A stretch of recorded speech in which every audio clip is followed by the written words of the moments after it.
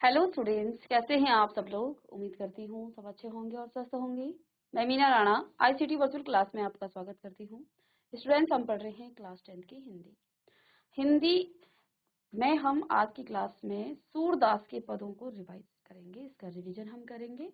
तो देखिए, सूरदास के पद जो आपकी क्लास में के जो चैप्टर में है, उसको पढ़ने से पहले हम इनका जीवन परिचय देख लेते हैं। तो सूरदास का जन्म सन 1478 में माना जाता है और एक मान्यता के अनुसार इनका जन्म मथुरा के निकट जो है रुनकता या रेणुका क्षेत्र में हुआ था, जबकि दूसरी मान्यता क्या है इनके अनुसार, इनका जन्म स्थान दिल्ली के पास रीही माना जाता है। तो इनकी जो है जन्म के बारे में भी मतभेद है, यानी कि कुछ लोग कुछ कहते हैं और कुछ कुछ कहते हैं। तो कुछ लोग क्या मानते हैं कि इनका जन्म जो है मथुरा के निकट रुनकता या रेणुका क्षेत्र में हुआ था, जबकि दूसरे लोग क्या मानते हैं कि इनका जो जन्म है वो दिल्ली के पास सीही माना जाता है। ठीक है, तो यहाँ पर महाप्रभु वल्लभाचार्य के शिष्य सूरदास अष्टछाप के कवियों में से सर्वाधिक प्रसिद्ध है। सुर, वात्सल्य और श्रृंगार के श्रेष्ठ कवि माने जाते हैं। इनकी मृत्यु सन 1583 में पारसौली में हुई थी।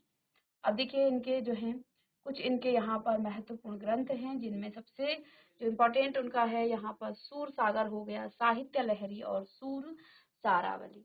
ठीक है, तो ये कुछ इनकी कृतियां हैं, इनको आप लिख लें। प्रमुख कार्य इनके कौन कौन से हैं, कौन कौन से इनके ग्रंथ हैं, तो सूर सागर, साहित्य लहरी और सूर सारावली। ठीक है, यहाँ पर कुछ कठिन शब्द आए हैं इन पदों में, पहले इनको पढ़ लेते हैं, इसके बाद हम इन पदों को समझेंगे। सूरदास के ये जो पद हैं इनको हम समझेंगे। तो यहाँ पर बड़भागी आया है, किसके लिए, भाग्यवान के लिए। बोलते हैं ना तुम्हारा भाग्य बहुत अच्छा है, तो यहाँ पर बड़भागी शब्द आया है भाग्यवान के लिए। दूसरा शब्द यहाँ पर आया है अपरस यानी कि अछूता, अपरस यानी कि अछूता।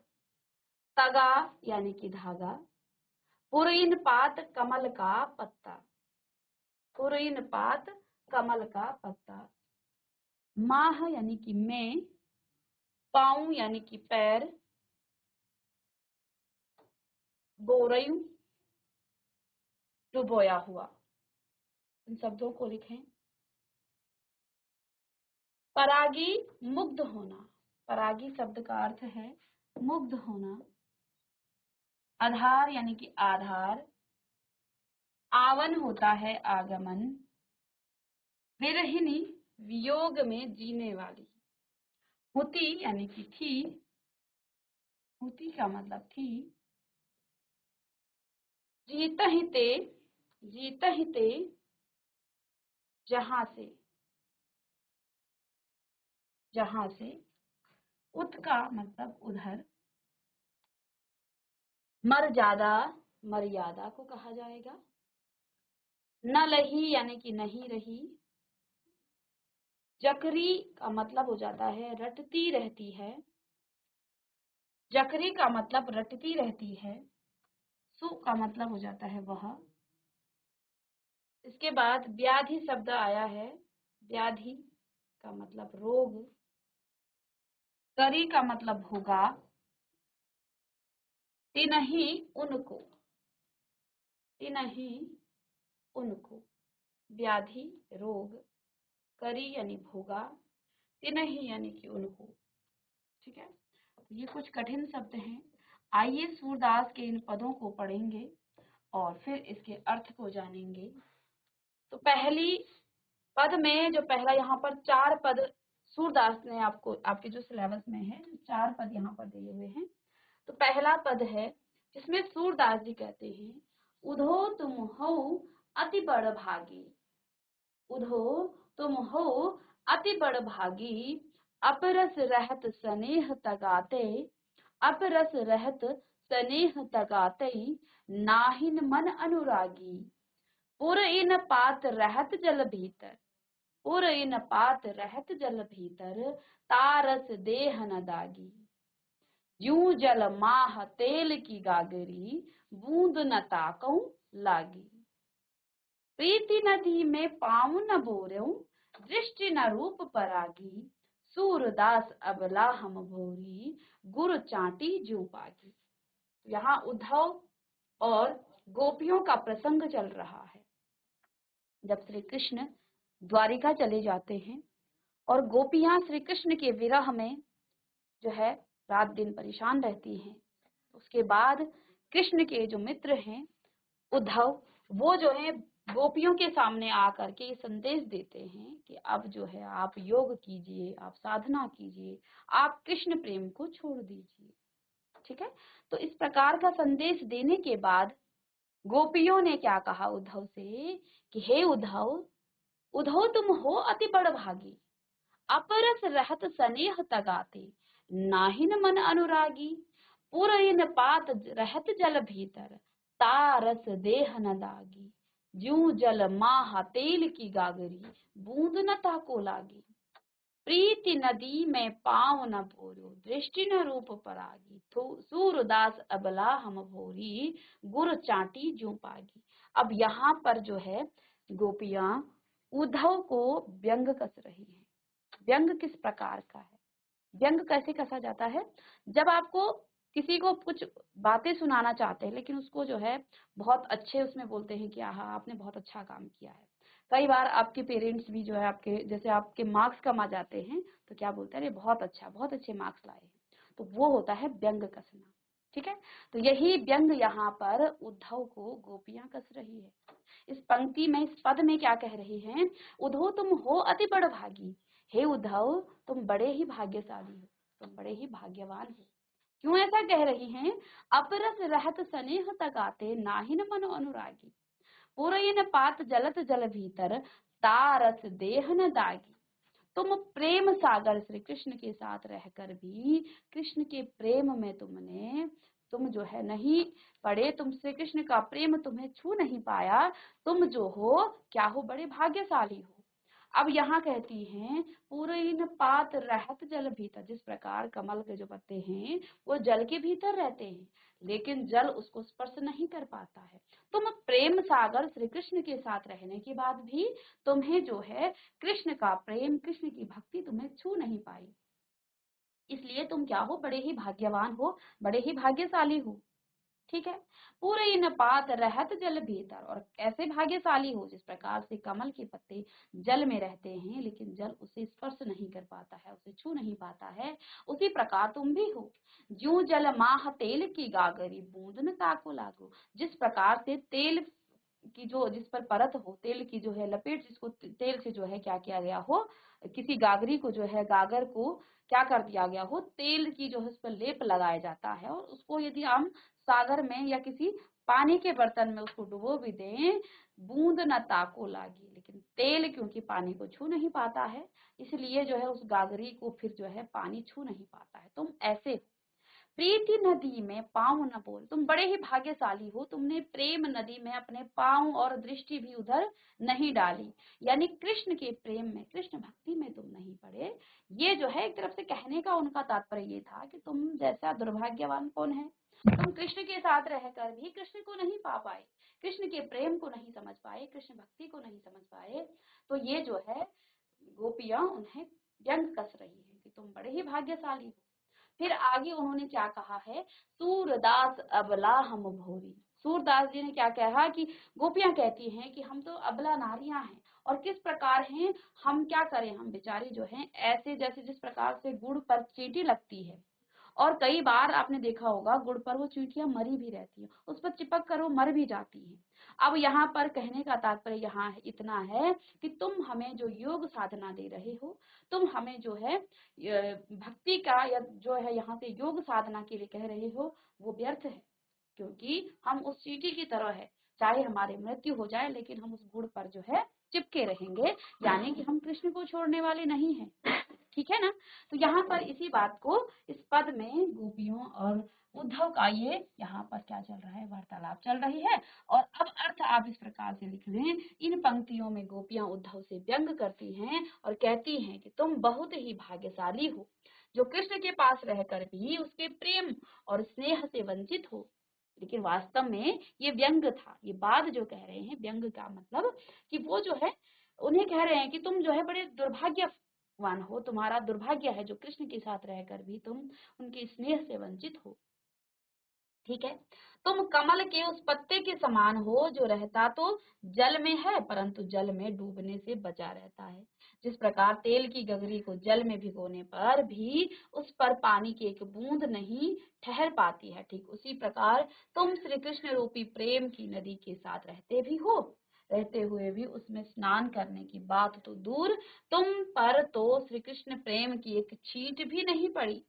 तुमने कभी प्रीति रूपी नदी में पैर नहीं डुबोए।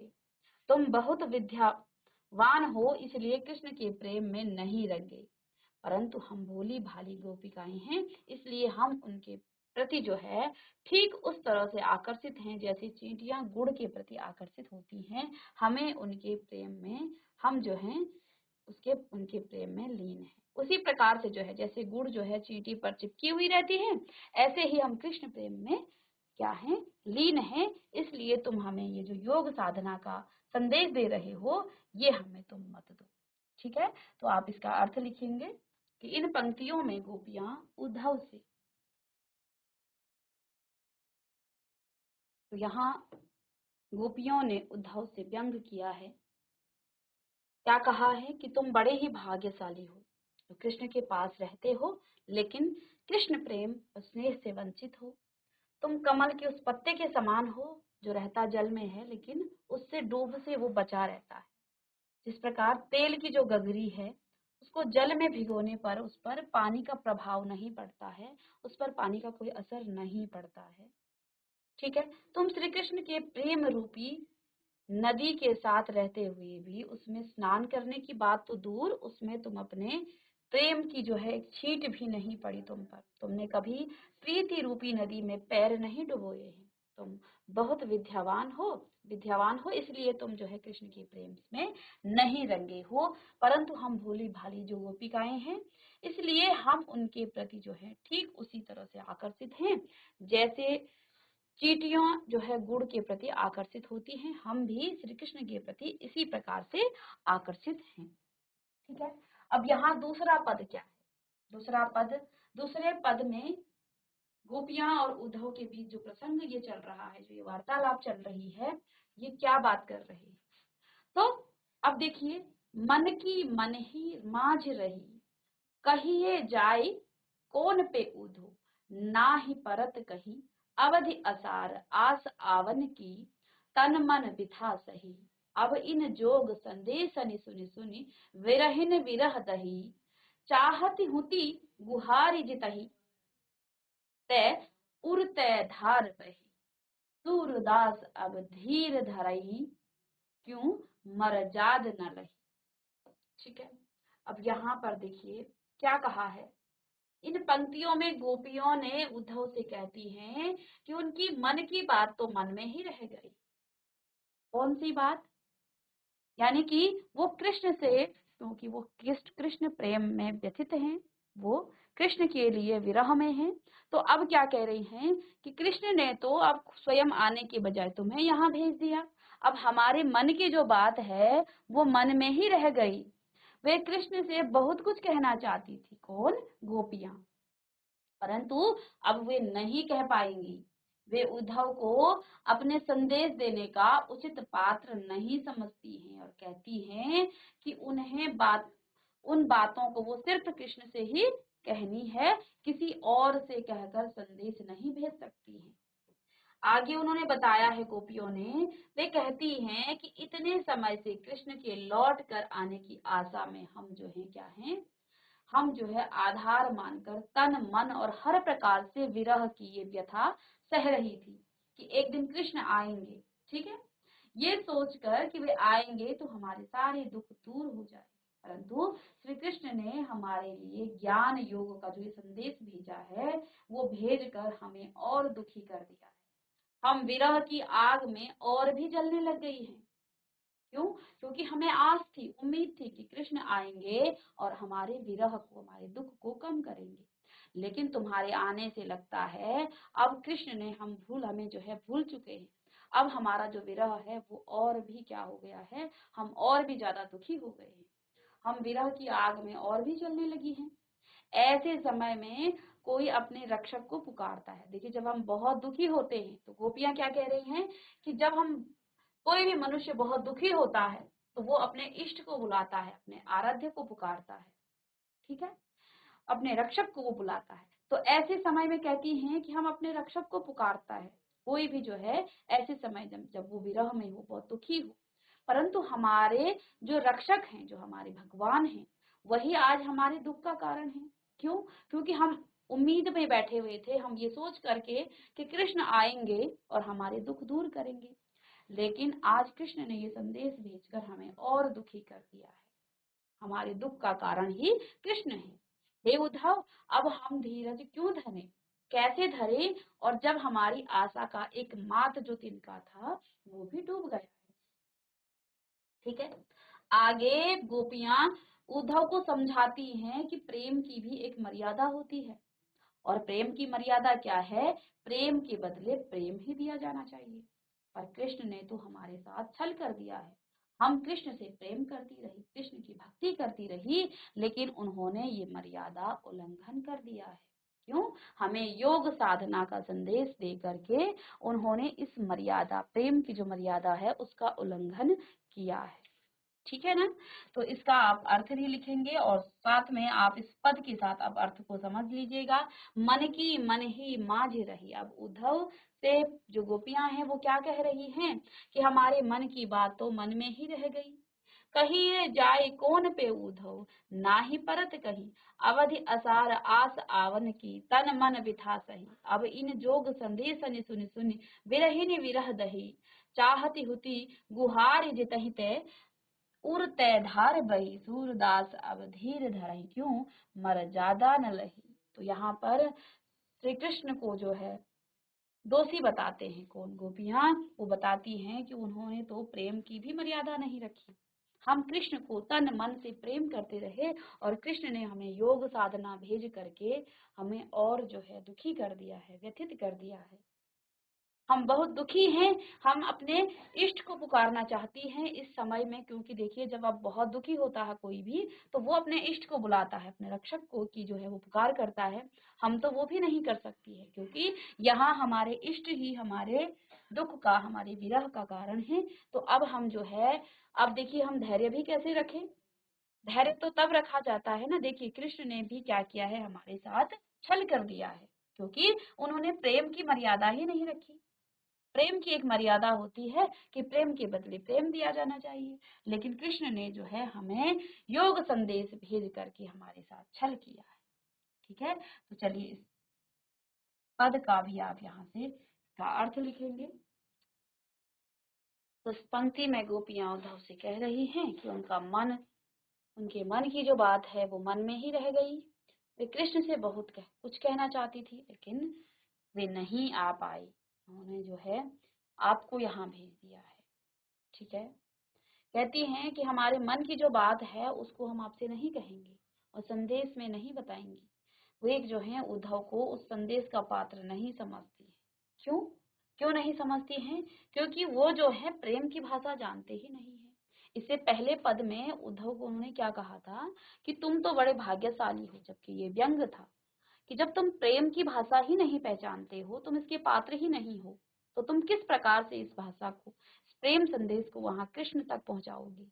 तो इसलिए यहाँ गोपियों ने क्या कहा है कि वे जो है कृष्ण उद्धव को इस संदेश का पात्र नहीं समझती हैं, क्योंकि यदि उद्धव जो है प्रेम के भाव को समझते, भक्ति भाव को समझते, तो ये संदेश लेकर गोपियों के पास कभी ना आते।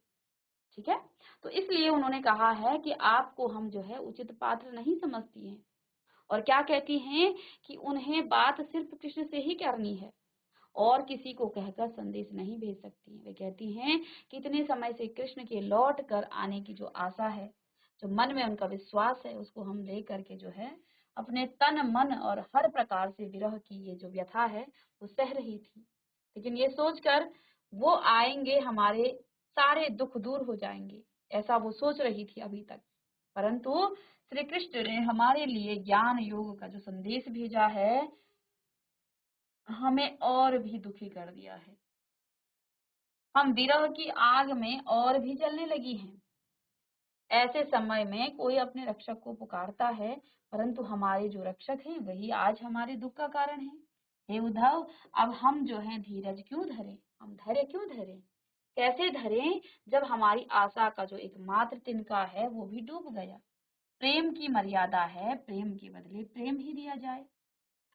पर कृष्ण ने हमारे साथ छल किया है, उन्होंने मर्यादा का उल्लंघन किया है। अब नेक्स्ट पद में क्या कह रहे हैं गोपियां उद्धव से, इसको पढ़ते हैं। तो चलिए नेक्स्ट पद है आपका तीसरा पद यहाँ पर। आगे गोपियां क्या कहती हैं, किससे? उद्धव से। आगे की पंक्तियों में क्या कहा है? हमारे हरिहारिल की लकड़ी, मन क्रम वचन, बचन नंद नंदन उर, यह दृढ़ कर पकड़ी, जागत सोवत स्वप्न दिवस निसी, कान्ह कान्ह जक जकरी, सुनत जोग लागत हैं ऐसो, ज्यों करई ककरी, सुतो व्याधि हमको ले आए, देखी सुनी न करी, यह तो सूरत नहीं ले सौंपो, जिनके मन चकरी। अब हारिर जो पक्षी होता है ना, वो लकड़ी को जो आधार बनाकर उसको बिल्कुल जो है बहुत टाइट से जकड़े रखता है, ठीक है ना, उसको छोड़ता नहीं। तो यहाँ पर गोपियों ने उद्धव से अब क्या कहा है? हमारे हरि हारिल की लकड़ी, हमारे लिए हरि जो है, हारिल पक्षी की जिस प्रकार से जो है लकड़ी को जकड़े रखता है, उसको आधार बनाकर रखता है, हमारे लिए कृष्ण ऐसे ही हैं।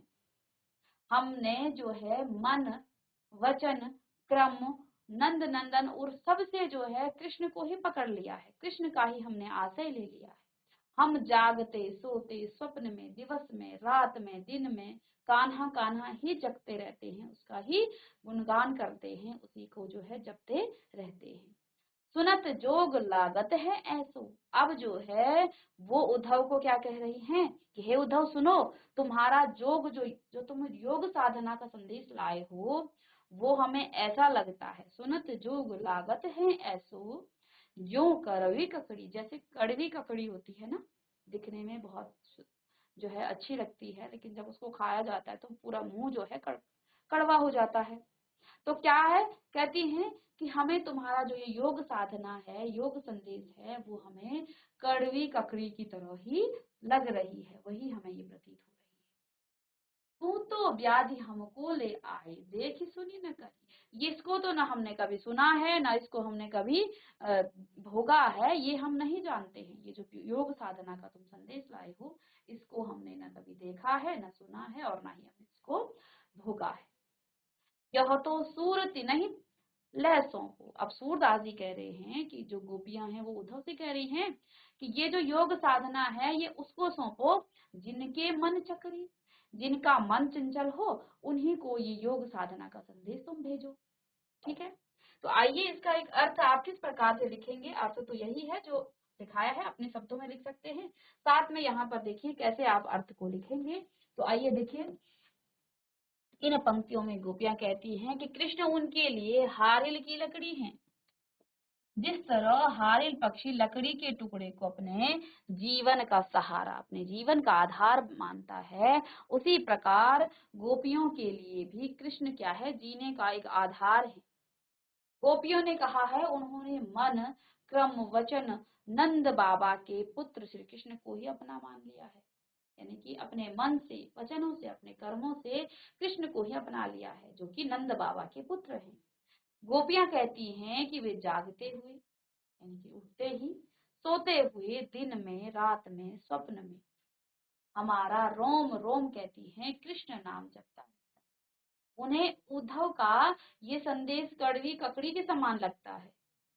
गोपियों ने क्या कहा कि हे उद्धव, तुम्हारा जो ये संदेश है, योग संदेश, ये हमें जो है कड़वी ककड़ी के समान लग रहा है। हमें कृष्ण के प्रेम का रोग लग चुका है, कृष्ण भक्ति का रोग लग चुका है। अब हम आपके कहने पर योग का रोग नहीं लगा सकती हैं, क्योंकि हमने तो इसके बारे में न कभी सुना है, न देखा है, और ना ही इसको हमने भोगा है। आप जो यह संदेश लाए हैं वे जाकर उन्हें सौंपे, उनको सुनाएं जिनका मन चंचल हो, चंचल यानी कि जिनका मन स्थिर ना हो। अब ये कहती हमारा मन तो चंचल नहीं है, हम तो कृष्ण भक्ति में, कृष्ण प्रेम में पहले ही खो चुकी है, हम कृष्ण का प्रेम रोग हमें लग चुका है, अब हम जो है कुछ और नहीं करेंगे, यानी कि योग साधना हम नहीं करेंगे, क्योंकि हमारा मन पहले ही कहीं और लग चुका है। तो अब तुम ये जो है ये संदेश जो लाए हो, ये किसी और को ये संदेश तुम दे दो। ठीक है, चलिए इसको आप नोट करिएगा। तो यहाँ पर गोपियों ने उद्धव को उनके संदेश को क्या कहा है, कड़वी ककड़ी कहा। ठीक है, अब चौथे पद में क्या कह रही है, हरि है राजनीति पढ़ी आए, समुझ बात कहत मधु करके, समाचार सब पाए, एक अति चतुर होते पहले ही, अब गुरु ग्रंथ पढ़ाए, बड़ी बुद्धि ज्ञानी जानी जो उनकी, जोग संदेश पठाए, उधो भले लोग आगे के, परहित डोलत ढाए ढाए। ठीक है, अब अपने मन फिर पाई है, चलत जू हुते चुराए, तै क्यों अनीति करई आपुन, जय और अनीति छुड़ाए, राज धर्म तो यह सूर जो प्रजा न जाहि सताए। तो अब अंतिम पंक्तियों में गोपियों ने क्या कहा है, गोपियां क्या कह रही हैं कि हरि है राजनीति पढ़ी आए, हरि यानी कि श्री कृष्ण को यहाँ कहा है कि श्री कृष्ण ने अब राजनीति पढ़ ली है। ठीक है, गोपियां बात करती हुई व्यंग पूर्वक कहती हैं कि वे तो पहले से ही बहुत चालाक थे ही, पर अब तो उन्होंने बड़े बड़े ग्रंथ पढ़ लिए हैं, जिससे उनकी बुद्धि बढ़ गई है। ठीक है, तभी तो हमारे बारे में सब कुछ जानते हुए भी उन्होंने हमारे पास जो है उद्धव से योग का संदेश भेजा है। उद्धव जी का इससे कोई दोष नहीं है। क्या कहती हैं, उद्धव जी का इसमें कोई भी दोष नहीं है, ये भले लोग हैं जो दूसरों के कल्याण करने में आनंद का अनुभव करते हैं। गोपियां उद्धव से कहती हैं कि आप जाकर कहिएगा कि यहाँ से मथुरा जाते वक्त श्री कृष्ण हमारा मन भी अपने साथ ले गए हैं, उसे वे वापस कर दें। वे अत्याचारियों को दंड देने का काम करने मथुरा गए थे, परंतु अब स्वयं अत्याचार करते हैं। अत्याचार क्यों करते हैं, क्योंकि वे गोपियों का मन अपने साथ मथुरा ले गए। ठीक है, आप उनसे कहिएगा, उद्धव से कह रही हैं कि आप श्री कृष्ण से कहिएगा, क्या कहिएगा कि एक राजा को हमेशा चाहिए कि वो प्रजा की के हित का ख्याल रखे, उन्हें किसी प्रकार का कष्ट नहीं पहुंचाए, यही राजधर्म है। ठीक है, तो यहाँ अंतिम पंक्तियों में कृष्ण के लिए संदेश भेज ही दिया कि आप हमारा मन अपने साथ ले गए हैं, आप हमारे मन को अपने साथ जो है ले जा करके अब हमें योग का संदेश दे रहे हैं, तो आप यहाँ आकर हमारे मन को लौटा दीजिएगा। तो अब जो है, क्योंकि आप एक राजा हैं और राजा का धर्म क्या है, अत्याचारियों को दंड देना, अत्याचार करना नहीं, तो आपने तो हमारे साथ भी अत्याचार कर लिया है। तो इस प्रकार से जो है यहाँ पर उद्धव को संदेश भी वो भेज देती हैं गोपियां। ठीक है, तो ये था उद्धव और गोपियों के बीच जो वार्तालाप चलती है, जहाँ पर उद्धव गोपियों को संदेश लेकर आए थे कि आप योग साधना कीजिएगा, कृष्ण को भूल जाएं, कृष्ण को छोड़ दे। तो गोपियों ने उन्हें फिर जो है इस प्रकार से संदेश दिया है। अब इसके कल प्रश्न उत्तर करेंगे, तो मिलते हैं नेक्स्ट लेक्चर में। तब तक के लिए thank you and have a nice day.